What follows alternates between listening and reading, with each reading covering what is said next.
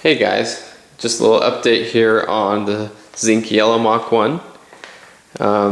If you recall, if you've been watching the progress of the car, just the little things I've been doing to it, I did a lot of work with the throttle bodies, and you know, I've had some issues with the idle air control here on the back, and that's there's a modification that I did where you drill a smaller hole on there to make it idle better, because some Mach 1s have an issue where the idle hangs. It'll start creeping up at a stoplight. You'll be sitting there and the idle will hang, and so I went ahead and did all that, and that fixed the problem. The idle dropped, but then it started having some more issues with that, where even with the that fix, which is actually technically it's bypassing the dash pot system that the computer has. You're tricking it to thinking that the computer is reading differently so that it brings the idle down to go around that problem. Now you could have that tuned out by a dyno tuner or somebody that knows how to do that with a handheld or whatever, but this is pretty basic, and a lot of Mach 1 owners have done this.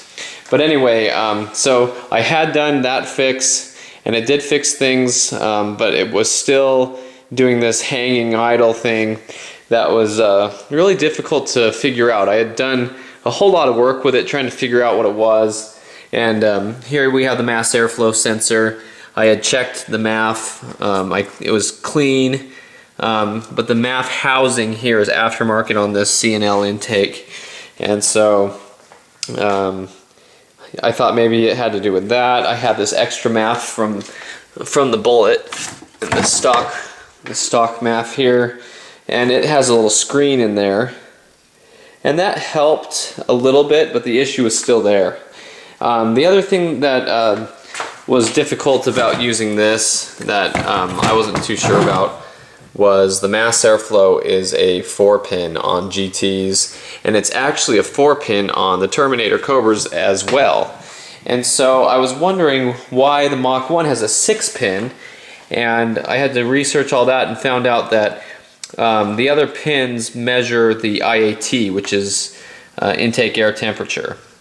And the reason the Terminator doesn't have that measured off here is because the Cobras have 2 IATs, and they're on the lower intake for the supercharger and all that stuff. So anyway, the car actually drove fine with the 4-pin, but I didn't want IAT temperature issues. You know, I didn't know if driving down the road and when everything heated up, if it would start telling the computer wrong things. So I went ahead and took this back off, and really it didn't make any difference. I had the stock intake from my blue Mach 1, and I had put that on, and the issue was still there. So the throttle body was really the only thing that it could be, and it was a real difficult thing to figure out, because this throttle body was the stock one. So this is the stock Mach 1 throttle body right here, and I had this on the car. It's a twin 57mm, and the car had come with this BBK 62mm, it's a big BBK one, and it ran pretty good with this. But when I had the car retuned, when I took it off the 93 octane tune, I went ahead and left that throttle body off because I didn't like how firm the pedal is with this big throttle body. It's a real firm pedal feel, and I prefer the really light pedal. So I put the stock throttle body back on that I had from another Mach 1. It was from Danny Johnson's Mach 1. So the issue was, though, they are slightly different. You know, this one has holes in it up here, and I had the twin 57 off my Bullet, and I went ahead and put that on, and that finally solved the problem completely. So now at a stoplight, the RPM will raise just slightly up to about 1200 RPM, and then just after a few seconds it'll drop down below 1000 where it should be. And I was real happy that that fixed the problem, because it would hang at like 1200 and creep up to 1500, and it would just sit there at like 1500, and even with the dash pot bypass it was still doing it, and so that was real difficult to figure out.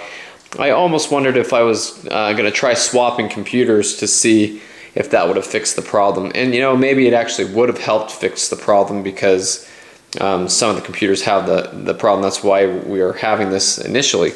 But it turns out that this throttle body from Danny Johnson's Mach 1 must have been gummed up a little bit. It was slightly sticking. So it was just slightly sticking, I think, at idle.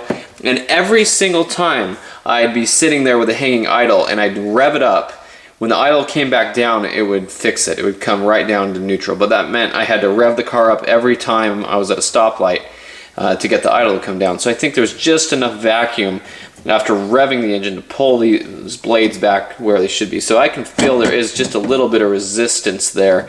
So it just might take some cleaning in here to get that straightened out. But I have the 57 millimeter from my Bullet, and it's on the car now and it's working perfect. So I'm just gonna leave that on there, and I'm real happy with that result. So that was a real big thing to figure out, because I had already changed this, you know, and it's real difficult when you change a part and you think you fixed a problem and it's still acting up, so you start changing other parts and you start trying to figure out you know, what it might be. But so that was the issue. It was a sticking throttle body, and I think that was something that nobody else will probably have that issue. But if you do, and you know, if you've done the dash pot bypass on the IAC and the idles are still hanging, there's a possibility that the throttle body's just gunked up a little bit, needs some cleaning or something like that. So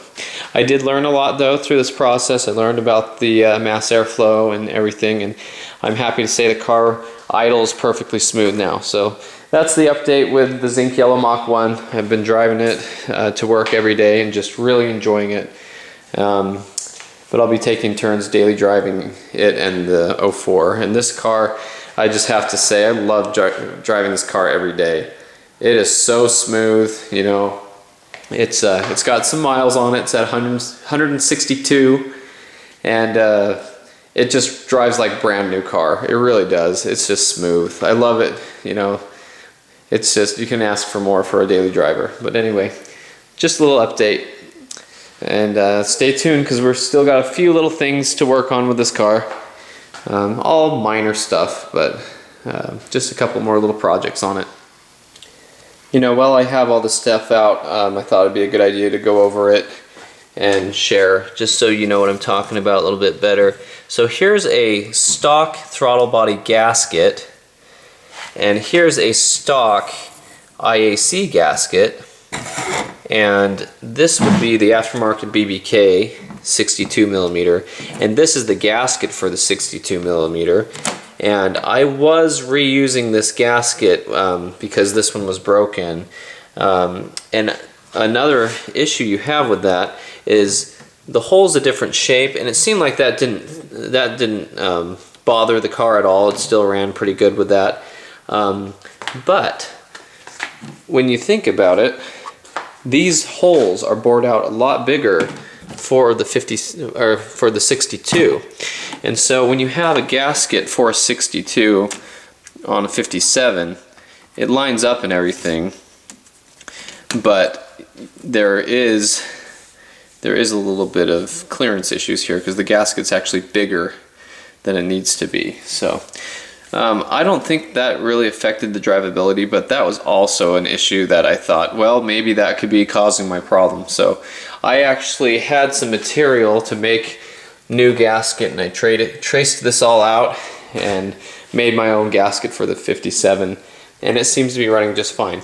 Now the IAC gaskets, this is a stock gasket. This is one that somebody had already modified for the car, and you can see the holes are smaller. And this is one of the prototypes that I built, which is similar to what's on the car now. And this gasket's interesting because you have the hole that's on the passenger side is supposed to be the smaller hole when it goes on there. You have two holes, and this changes the vacuum of the car, and that's what helps bypass the dash pot system. So anyway, just some more throttle body stuff there to go over and talk about. And anyway, I'm glad it's all resolved now, but hopefully everyone else can learn from my lesson.